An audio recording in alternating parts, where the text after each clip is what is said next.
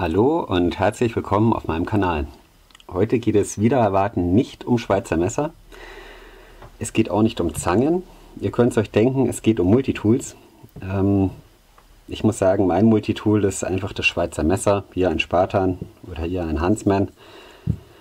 Und dazu halt noch eine Zange. Für mich ist das ausreichend. Natürlich ist es nicht alles in einem, aber ich denke, damit kann man so leben. Aber auch ich hatte mal eine Zeit, wo ich auf die Dinger so ein bisschen abgefahren bin. Ich habe mir zum einen auf einer nicht näher genannten digitalen Flohmarktplattform in einem Konvolut ein Leatherman Wingman gekauft. Vor ein paar Jahren. Ist ganz nett, aber leider nicht 42A-konform und irgendwie, naja, es ist einfach nicht so mein Ding. Dann habe ich noch einen Gerber 600, das war damals im gleichen Konvolut, mit der coolen Out-of-the-Front-Zange. Etwas hakelig, ist auch ganz nett, sogar legal zu führen, aber ich komme einfach mit diesem Messer nicht zurecht. Das ist, naja, man muss es einfach mögen. Dann habe ich mir, das ist noch länger her, was einigermaßen Kurioses besorgt. Das halte ich euch jetzt mal hier in die Kamera. Wenn euch das interessiert, dann bleibt bitte dran. Ja, es handelt sich hier um das Multimaster bei Cutmaster.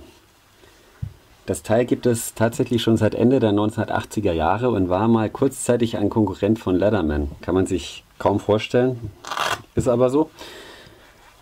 Wir haben hier eine sehr raue, robuste Bauart. Alles aus sandgestrahltem Stahl. Es gibt jetzt zwar nichts, wo man sich jetzt groß verletzen kann, aber es ist wirklich sehr robust gemacht. Mein Modell ist jetzt aus Mitte der 1990er Jahre, vielleicht bis Ende der 1990er. Erkennt man daran, dass bei den ersten Modellreihen die Bitaufnahme noch magnetisch war. Ich habe hier einen Sicherungsring drin. Erfüllt seine Aufgabe auch, also kann man so lassen. Was halt auch so ein bisschen archaisch heutzutage wirkt, sind die verbauten Kreuzschlitzschrauben. Ja, aber warum eigentlich nicht?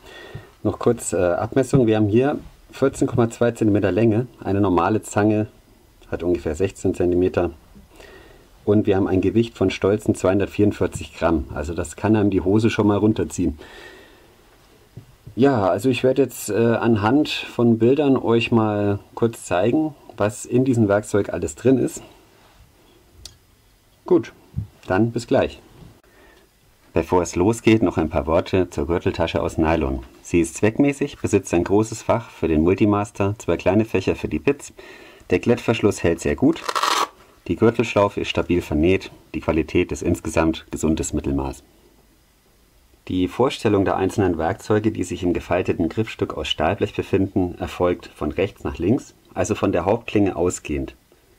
Bis auf den Kapselheber respektive Dosenöffner besitzen alle ausklappbaren Werkzeuge eine Länge von 6,5 cm. Davon sind bei allen Werkzeugen effektiv etwa 6 cm nutzbar. Zum verarbeiteten Stahl habe ich leider nichts gefunden. Ich gehe von einem rostträgen Werkzeug oder Gussstahl aus. Los geht es mit der Zange. Zum einen haben wir hier natürlich eine sehr brauchbare Zange.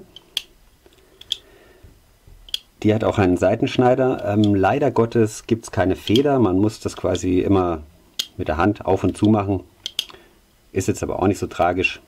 Auf der Rückseite des gefalteten Griffes aus Stahlblech haben wir eine Inch- und eine Zentimeterskala.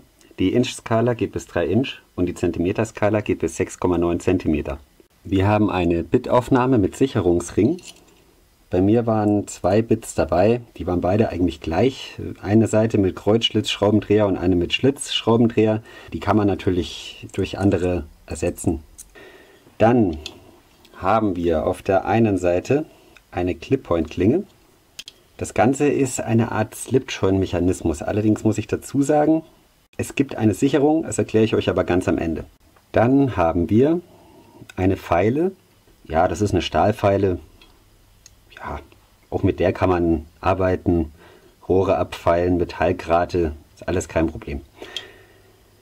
Als nächstes haben wir eine Säge. Ich hätte jetzt gesagt, das ist ein Stahlsägeblatt, ihr könnt mich gerne berichtigen. Als nächstes kommt eine Schiebfutklinge mit Wellenschliff. Ja, ich denke mir halt, man hätte vielleicht noch ein anderes Werkzeug einbauen können, nicht noch eine zweite Klinge. Aber das haben viele Multitools, da braucht man sich jetzt nicht drüber aufregen. Und als letztes haben wir einen Dosenöffner, der so stumpf ist, dass man ihn auch als Kapselheber missbrauchen kann.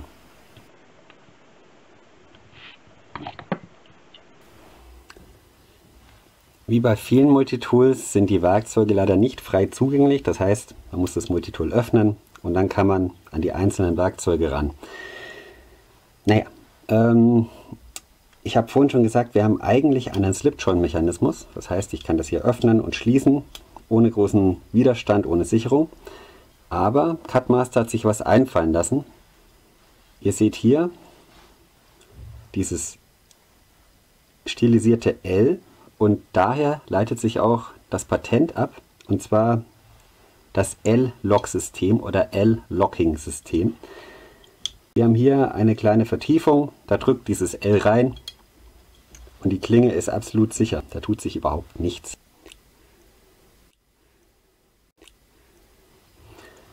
Eine sehr simple Lösung, ich finde es gut. Warum nicht? Das wollte ich euch mal zeigen. Das Multimaster wollte ich euch nicht vorenthalten. Mein Fazit, ach naja, es ist, wie ich schon anfangs erwähnte, einigermaßen kurios. Ich finde es aber auch wirklich, es hat was. Es ist charmant. Ich finde auch das Locking L oder L-Lock-System wirklich praktisch. Simpel, aber sehr praktisch, zumal auch jedes einzelne Werkzeug gesichert wird damit. Ja, okay. Das Multimaster bei Cutmaster. Dann kann ich mich bloß für eure Aufmerksamkeit bedanken. Ich wünsche euch alles Gute, bleibt gesund, bis zum nächsten Mal, eure Chaos Werkbank.